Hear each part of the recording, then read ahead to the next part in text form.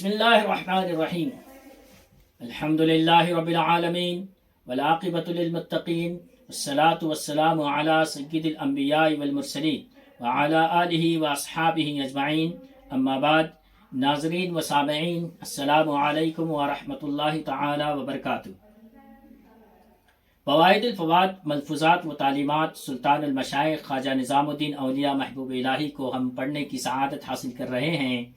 آج ہم چوتھی جلد سے 8ویں مجلس پڑھنے کی سعادت حاصل کریں گے. حضرت خواجہ امیر حسن اعلیٰ سجزی رحمۃ اللہ تعالی علیہ فرماتے ہیں، اسی سال ماہ مبارک رجب کی 29 تاریخ ہفتے کو قدم بوسی کا شرف حاصل ہوا. اسی ہفتہ بندہ حسن اعلیٰ سجزی کے واجبات جو مدت سے رکے ہوئے تھے تنخواہ بندے کو مل گئے تھے. خواجہ ذکرہ اللہ بالخیر کو بندے کے برسر کار ہونے اور واجبات مل جانے کا حال معلوم ہو گیا تھا. الغرض جب میں خدمت میں حاضر ہوا تو فرمایا کہ ہر کام میں ثابت قدمی دکھانے اور پابندی کرنے کا بڑا اثر ہوتا ہے. ہر کام میں ثابت قدم رہنا اور کنٹینیو پابندی سے کام کرنے کا بڑا اثر ہوتا ہے. اس کے بعد ارشاد ہوا، شیخ الاسلام کے نواسے یا پوتے کبیر کا کچھ عرصے تک ملک نظام الدین کے یہاں آنا جانا رہا. انہوں نے ایسی پابندی دکھائی کہ نظام الدین ان سے تنگ آ گئے، یہاں تک کہ ان سے کہہ دیا کہ تم دوبارہ اس گھر میں نہ آنا، مگر وہ اسی طرح جاتے رہے، کسی بھی طرح نہ رکے. انہی دنوں نظام الدین نے 6 سونے کے تنکے 1 سکہ میرے پاس بھیجے. میں نے انہیں قبول نہیں فرمایا اور ان کے پاس واپس بھیج دیے. جب وہ سکے ان کے پاس پہنچے تو انہوں نے یہ 6 سونے کے تنکے ان کبیر صاحب کو دے دیے. اس کے بعد زبان مبارک سے فرمایا کہ پابندی ہر کام میں پھل دیتی ہے.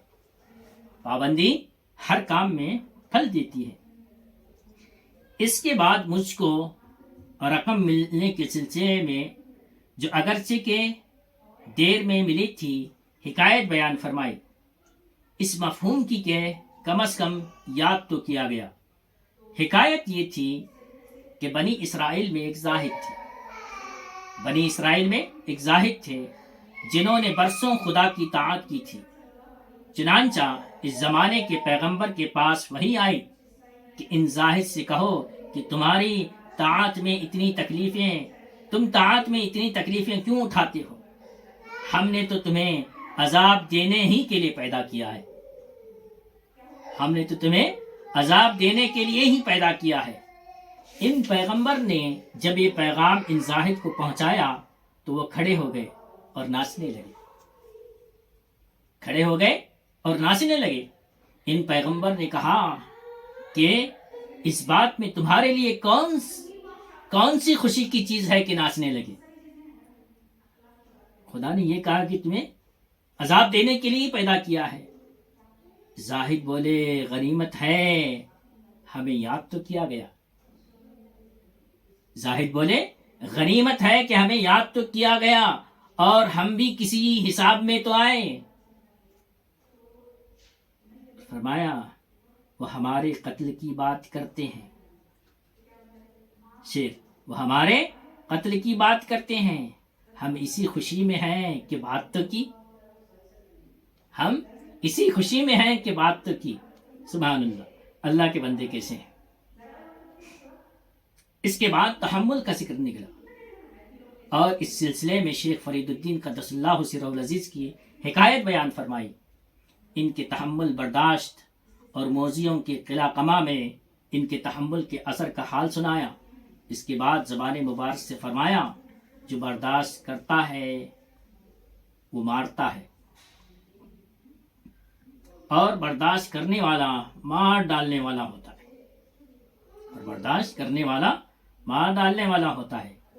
اس کے بعد بندے نے عرض داشت کی کہ یہ دعا کس طرح ہے جو لوگ مانگا کرتے ہیں، آیونینی عباد اللہ رحمکم اللہ، اے اللہ کے بندو میری مدد کرو، تم پر خدا رحم کرے.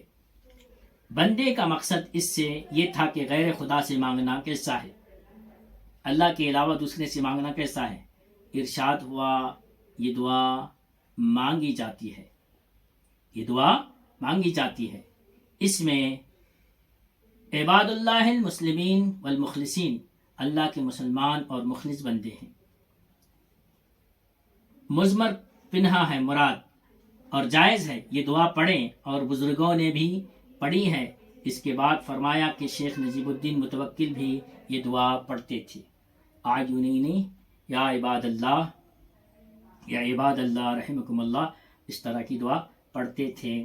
یہ پڑھنا، اللہ کے علاوہ دوسرے سے بھی مدد مانگنا جائز ہے، ناجائز و حرام نہیں ہے۔ یہاں سے شیخ نجیب الدین متوکل کی بزرگی کا ذکر نکلا۔ فرمایا مجھے اس شہر میں ان کے پائے کا اور کوئی آدمی نہیں ملا، شیخ نجیب الدین متوکل جیسا نہیں ملا۔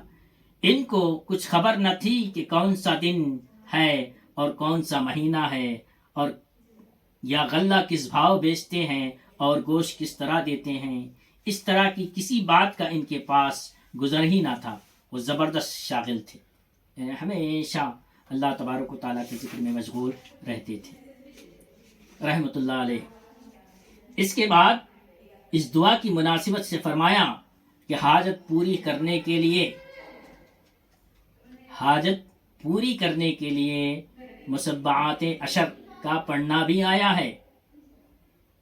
مسبعات عشر یعنی 10 چیزیں جن کو 7 بار پڑھنا ہوتا ہے، وہ مخصوص چیزیں ہیں۔ ان میں سے سورہ فاتحہ، چاروں قل، آیت الکرسی، پھر اس کے بعد جو ہے تیسرا کلمہ سبحان اللہ، پھر اس کے بعد درود شریف ہے، پھر اس کے بعد اور 2 دعائیں ہیں۔ 10 چیزیں ہیں، ان کو ہر ایک کو 7 بار پڑھنا ہوتا ہے۔